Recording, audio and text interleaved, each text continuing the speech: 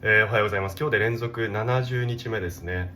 10週間やったことになります。まだちょっと通過点ですけど、10週超えるとものの本では何か習慣化するということですけど、確かに習慣化はしているような気がしますね。なので今日はちょっと新しいチャレンジで、下で休まずに2分を切るということを目標にやってみようと思います。明日以降ちょっと続けるか微妙ですけど、今日は今日でちょっとやってみようと思います。達成できるかぜひご覧ください。レッツゴー。